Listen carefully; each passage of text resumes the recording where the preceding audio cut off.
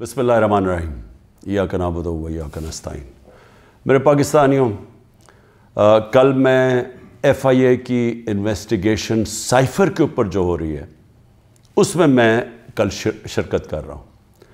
और मैं सारा वक्त जिस तरह मैंने आपको कहा तैयार होता हूँ जेल जाने की, क्योंकि जो मिनिस्टर इंटीरियर का राना सनाउल्लाह है जिसके नीचे FIA है, वो तो पहले ही कह बैठा है कि इमरान खान को जेल में डालेंगे हम ये साइफ़र के ऊपर। तो मुझे नहीं पता, क्योंकि इस वक्त कोई कानून तो है नहीं, जंगल का कानून है, जिसे मर्ज़ी चाहो जेल में डाल दो।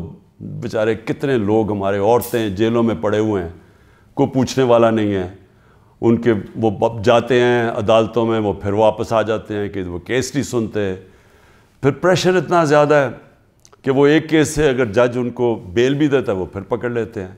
लेकिन औरतों को, यानी उनके बच्चे हैं, उनको जेलों में रखा हुआ है और यानी पुरअमन एहतजाज करने पे जेलों में रखा हुआ है। तो इसलिए कानून तो है ही नहीं, तो कभी भी कुछ हो सकता है। इसलिए मैं पहले आपको आगाह कर दूं, क्योंकि मीडिया सारा कंट्रोल्ड है। आपको पता है पूरी तरह इन्होंने सारी टीवी चैनल्स को PTV बना दिया, और PTV में बिल्कुल वो जो ये प्रोपेगेंडा चाहते हैं वो आता है। और मैं फिर आज याद कराना चाहता हूँ कि कौम उन सारे सहाफ़ियों की तरफ देख रही है, मीडिया हाउसेस की तरफ देख रही है, जिन्होंने हमारे दौर में तो पूरी जिहाद की थी आज़ादी सहाफ़त, और इतनी सी बात होती थी, गालियाँ भी हमें पड़ रही होती थी, और हमें कह रहे थे कि हम मीडिया के ऊपर कोई बड़ी सख्ती कर रहे हैं। तो ज़रा मुआजना करें, थोड़े देर कौम तो कर ही रही है कि आपकी ये वक्त तो गुज़र जाएगा, लेकिन कौम ये याद रखेगी कि कौन से लोग खड़े हुए थे। वो इमरान रियाज़ को याद रखेगी ये सारी कौम, कि वो कम से कम अपने मौक़िफ़ पे खड़ा रहा। इस मुल्क के अंदर जो सहाफ़ी होते हैं, जो एक जहाद करते हैं हक़ और सच के लिए, जिस तरह अरशद शरीफ थे, कौम इनको हमेशा याद रखेगी। अरशद शरीफ शहीद को, वो जो 4 जर्नलिस्ट मुल्क से बाहर चले गए, लेकिन उन्होंने कॉम्प्रोमाइज़ नहीं किया। उन्होंने किसी प्रेशर में आके राय हक से नहीं उतरे। वो जिनको यहाँ मारे पड़वाई गई, जलील किया गया, और वो जिनके बड़े नाम हैं और पुराने सहाफ़त में नाम है, हम तो कौम उनको भी देख रही है और उनको सलाम कर रही है, और उनको भी देख रही है जिनके ज़मीर मर चुके हैं। तो मैं FIA का ज़रा आपको समझा दूं कि ये केस है क्या। ना तो अभी तक मुझे कोई क्वेश्चनर मिला है कि ये मेरे से क्या पूछना चाहते हैं, तो मेरी कोई तैयारी नहीं है। लिखा ये हुआ है कि जी अपने साथ डॉक्यूमेंट्स लेके आएँ। मुझे यही नहीं पता कि आपने पूछना क्या, तो डॉक्यूमेंट्स में क्या लेके आऊँ। और फिर से मैं ये कह दूँ कि आपके इंटीरियर मिनिस्टर तो फैसला कर बैठा है, वो तो जज जूरी एक्सिक्यूशन है कि जेल में डाल रहे उसको। तो आपके लिए इशू है क्या। साइफ़र फिर से मैं आपको याद करा दूँ, साइफ़र होता क्या है। एक खुफिया जो कम्युनिकेशन होती है, खुफिया जो पैगाम भेजा जाता है, पाकिस्तान के एम्बेसडर्स जो फ़ॉरेन ऑफिस को पैगाम भेजते हैं, वो एक खुफिया कोड के मुताबिक भेजते हैं, उसको साइफ़र कहते हैं। तो वो जो साइफ़र होता है, ये बड़ा ज़रूरी है आपने समझना, वो वाकई उसको सीक्रेट रखना, उसको खुफिया रखना बहुत ज़रूरी है।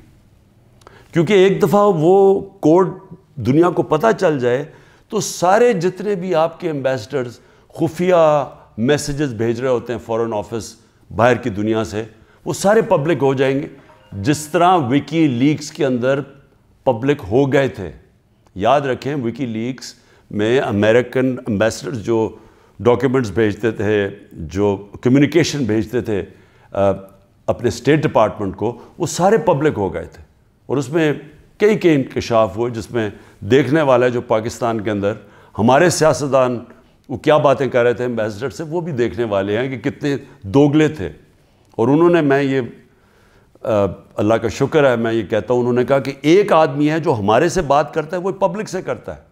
बाकी उन्होंने कहा बाकी जितने पॉलिटिशियन हैं वो हमें कुछ कहते हैं, पब्लिक में जाके कुछ कहते हैं। बहरहाल, तो वो साइफ़र को सीक्रेट रखना बड़ा अहम है।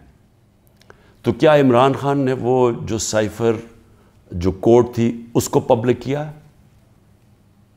اب یہ آپ سمجھ جائیں کہ جو سائفر آتا ہے فورن آفس کے اندر وہ کبھی کسی کے پاس نہیں جاتا, وہ صرف فورن آفس میں رہتا ہے, وہ چوری نہیں ہو سکتا, وہ فورن آفس میں پڑا ہوتا ہے. جو ہمارے پاس آتا ہے اور جس میں prime minister, president, army chief, ISI کا چیف اور پھر ایک جاتا ہے اس کا جو جاتا ہے کیبنٹ سیکرٹری کے پاس, یہ یاد رکھیں کہ یہ وہ سائفر نہیں جاتا. یہ سائفر کا جو مفہوم ہوتا ہے وہ اپنے لفظوں میں لکھ کے ہمارے پاس پہنچتا ہے. تو سائفر فورن آفس میں رہتا ہے, وہ کبھی وہ نہ چوری ہوا ہے, نہ وہ اور کوئی دیکھ سکتا ہے, نہ پرائم منسٹر, ہم کوئی نہیں دیکھ سکتے, کیونکہ یہ سائبر سیکیورٹی کا قانون ہے جو کہ کیبنٹ ڈویژن بتاتی ہے ان کو, فورن آفس کو. تو پہلے تو یہ سائٹ پہ کر دیں کہ سائفر کا جو کوڈ تھا وہ کبھی بھی پبلک نہیں ہوا, کسی نے نہیں وہ دیکھا بشمول پرائم منسٹر کے, ہم نے کسی نے نہیں وہ دیکھا. ہمارے پاس وہ آیا کہ وہ سائفر کے اندر ایمبیسڈر اسد مجید اور ڈونلڈ نون نے کیا بات چیت کی, وہ ہمارے پاس آیا. اب سب کے لیے وہ میں نے بڑے احتیاط سے اس کو جب میرے سامنے آیا تو بڑے ہم نے احتیاط کی. کیا کیا ہم نے؟ سب سے پہلے اس کو فیصلہ کیا آپس میں کہ ہم یہ پبلک نہیں, ابھی اس کے اوپر بات نہیں کریں گے, کیونکہ OIC کی کانفرنس تھی پاکستان میں 22 اور 23 مارچ کو, تو سائفر آ چکا تھا 6 مارچ کا. ہم نے اس کانفرنس کی وجہ سے ہم چپ کر کے بیٹھے رہے کہ کیونکہ باہر سے منسٹر آ رہے ہیں اور شور میں جاتا ہے اس کا, تو ہم نے کہا ملک کو نقصان پہنچے گا. حالانکہ جو سائفر کے اندر چیزیں ہیں وہ میں آپ کو بتاؤں, اس سے بڑا نقصان ملک کو کیا پہنچنا تھا کہ پوری سازش ہوئی گورنمنٹ گرانے کی, رجیم چینج کی. 27 تاریخ کو میں نے جلسے میں جو ایک کاپی لہرائی وہ سائفر نہیں تھا, جو سائفر کے اندر پیغام تھا, تو وہ میں نے بتایا. اور میں نے تب بھی محتاط رہا, میں نے یہ نہیں بتایا کہ میں نے کہا یہ بڑا سینسٹیو ہے, میں نے لکھ کے بتایا کہ میں صرف کوئی غلط بات نہ کہہ دوں, کیونکہ انٹرنیشنل ریلیشنز ہیں, ہماری دوسرے ملکوں کے ساتھ تعلقات ہیں, وہ نہ خراب ہو جائیں. اس کے بعد میں نے کیبنٹ میں رکھا, کیبنٹ کے سارے ممبرز کو بتایا گیا کہ یہ سائفر آیا ہے, اور یہ سمجھ لیں کہ یہ کتنی بڑی اس ملک سے, میں سمجھتا ہوں کہ یہ کتنی بڑی ملک کی توہین ہوئی کہ ایک باہر کا ایک آفیشل وہ پاکستان کے ایمبیسڈر کو کہہ رہا ہے کہ اپنے پرائم منسٹر کو اگر تم نے نہ ہٹایا, ووٹ آف نو کانفیڈنس, جو پھر سے میں یاد کرا دوں کہ ابھی آئی نہیں تھی, تو پاکستان کے لیے مشکلات ہوں گی, اور اگر اس کو ہٹا دیا تو سب کچھ معاف ہو جائے گا. یہ تھا سائفر میں. اور جو ایمبیسڈر تھے, پھر سے میں آپ کو بتا دوں, اسد مجید, انہوں نے لکھا اس میں کہ میرے خیال میں تمہیں اس کے امریکہ کے خلاف ان کو پروٹیسٹ کرنا چاہیے, ڈیمارش کرنا چاہیے کہ یہ کبھی اس طرح کی زبان استعمال نہیں ہوتی, ایسی دھمکی نہیں دی جاتی. میں پہلے کیبنٹ میں رکھتا ہوں, پھر 28 مارچ کو نیشنل سیکیورٹی کاؤنسل میں رکھتا ہوں, اور وہ نیشنل سیکیورٹی کاؤنسل میں سارے سروس چیف ہوتے ہیں. جنرل باجوہ تھے وہاں, ایئر چیف تھے ادھر, نیوی کے چیف تھے, جوائنٹ چیف آف سٹاف تھے, ہمارے ساری کیبنٹ کے سینئر ممبرز تھے, فورن آفس کے سیکرٹری بیٹھے ہوئے تھے. اور اس میں کیا فیصلہ ہوتا ہے کہ ہمیں جس طرح ایمبیسڈر اسد مجید نے ریکمینڈ کیا, ہمیں ڈیمارش کرنا چاہیے, ہمیں امریکہ کو پروٹیسٹ کرنا چاہیے کہ یہ آپ نے ہمارے اندرونی معاملات میں مداخلت کی. تو جب وہ اس میں آ گیا نیشنل سیکیورٹی کاؤنسل میں اور ڈیمارش کر دی, تو جو اس کی جو سائفر کے اندر چیزیں لکھی ہوئی تو وہ تو پبلک ہو گئی, کیونکہ جب آپ نے پبلک ایک سٹیٹمنٹ دے دی کہ کہہ دیا کہ ہم نے اس کی کیا, تو وہ تو سیکرٹ تو نہ رہا وہ, کیونکہ ڈیمارش نے اپنے کس پہ, تو یہ چیزیں سامنے آ گئی نیشنل سیکیورٹی کاؤنسل میں اور کیبنٹ میں بھی ڈسکس ہو گئی. اس کے بعد پارلیمنٹ کے اندر ہم نے ان کیمرہ سارے اپوزیشن لیڈرز کو بلایا کہ آپ کو پتہ ہونا چاہیے کہ کس طرح کی پاکستان میں توہین ہوئی. سارے اپوزیشن لیڈرز نے منع کر دیا جانے کا, کیونکہ یہ سارے حصہ تھے اس سازش کے. میں کوشش کر رہا ہوں کہ سارے ملک کو بتاؤ کہ قوم کی کتنی توہین ہوئی ہے, یہ منع کر دیتے ہیں. پھر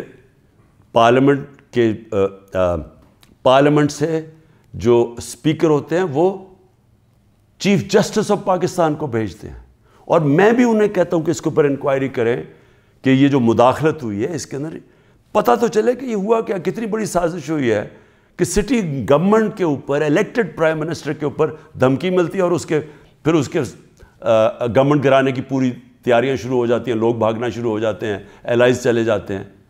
اور یہ پیغام کس کو تھا؟ مجھے تو پتہ تھا پیغام کس کو ہے, جنرل باجوہ کے لیے پیغام دیا گیا تھا, کیونکہ اسی کے پاس پاور تھی نا گورنمنٹ گرانے کی, باقی تو کوئی پرائم منسٹر کو نہیں ہٹا سکتا تھا. تو اس کے بعد جب یہ, اور پھر کیبنٹ کے اندر ہم نے اس کو ڈی کلاسیفائی بھی کر دیا. تو مجھے ابھی تک یہ نہیں سمجھ آ رہی کہ ایف آئی اے چاہتی کیا ہے, کہ جب سائفر تو سیف, جس طرح ثناء اللہ نے کہا وہ فورن آفس میں پڑا ہے, وہ تو اس کے اوپر تو اس کا تو کسی کو پتہ ہی نہیں ہے جو سائفر کی کوڈ ہے. ہمارے پاس جو جس کو پیرافریز کہتے ہیں انگریزی میں لفظ, ہمارے پاس جو آتا ہے وہ تو اس کا مفہوم آیا تھا, اور وہ جا کے نیشنل سیکورٹی کاؤنسل اور کیبنٹ میں جب رکھا اور بعد میں ڈی کلاسیفائی بھی کر دیا, تو وہ تو پھر ایک سیکرٹ ڈاکیومنٹ نہیں رہا. اب اصل چیز پہ آ جائیں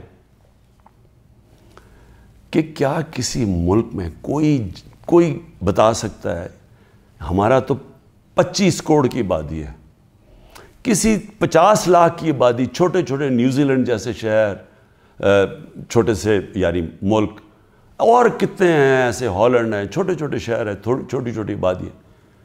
کوئی تصور کر سکتا ہے کہ کسی ملک سے, امریکہ کا کوئی بھی جس طرح آفیشل, وہ جا کے اس کے ایمبیسڈر کو کہے کہ اپنے پرائم منسٹر کو گرا دو, نہیں تو ہم تمہیں یہ کر دیں گے. جب امریکہ نے رجیم چینج کیا ہے پہلے, تو جو خود ہی ان کے سی آئی اے کے اور MI6 کے جو پیپرز ڈی کلاسیفائی ہوئے ہیں, ان میں کیا چیز نکلی؟ مصدق کی گورنمنٹ گرائی گئی, رجیم چینج کیا گیا 1950 کی دہائی میں. تو وہ تو کوئی سائفر نہیں بھیجا وہاں, وہ تو کوئی ایمبیسڈر سے پیغام نہیں بھیجا, وہ تو پہلے پوری سازش کی گئی, اپوزیشن کے ساتھ مل کے, میڈیا کے ساتھ میڈیا پہ پیسہ چلا, پہلے اس کو برا بھلا کہا گیا, اور پھر ان کے آرمی چیف کے ذریعے اس کی گورنمنٹ گرا دی. اور پھر دوسری 70 کی دہائی میں چلی کے اندر ایلیندا کو, پریزیڈنٹ ایلیندا کو گرایا گیا, اور وہ بھی کسی نے سائفر نہیں بھیجا, انہوں نے ان کے آرمی چیف کے ذریعے اس کی گورنمنٹ گرا دی, کو کر دیا. تو جب رجیم چینج ساؤتھ امریکہ میں بھی ہوتا ہے تو اس طرح تو پھر بھی نہیں ہوتا کہ پہلے وہ کوئی ایمبیسڈر سے دھمکی دی جائے. تو میں آخر میں یہ کہنا چاہتا ہوں اپنی قوم سے کہ دیکھیں, یہ کوششیں ساری ہو رہی ہیں کسی نہ کسی طرح عمران خان کو راستے سے ہٹانے کی. یہ پوری ہر چیز کے پتہ نہیں 180 کیسز ہیں, اور ایک اور اب وارنٹ بھی نکلا ہی ہے. الیکشن کمیشن کی توہین ہو گئی, یہ دنیا میں آپ نے نہیں کبھی سنا, عدالتوں کی تو توہین ہوتی ہے, الیکشن کمیشن کی توہین ہونے وارنٹ نکلائیں. پوری کوشش ہے کسی نہ کسی طرح اس کو جیل میں ڈال دیں. میں کھڑا ہوں, جیل کے لیے بھی تیار ہوں, لیکن قوم کو میں یہ بتا دوں کہ میں انشاءاللہ ہر کیس کا ثابت کروں گا اسی ملک میں بیٹھ کے کہ ہر کیس انہوں نے جعلی بنایا ہے, بوگس بنایا ہے, اور ہر کیس جب عدالت میں جائے گا, جب سنا جائے گا, کوئی جج بھی سزا نہیں دے سکتا پورا کیس سن کے, کیونکہ یہ سارے جعلی کیسز ہیں.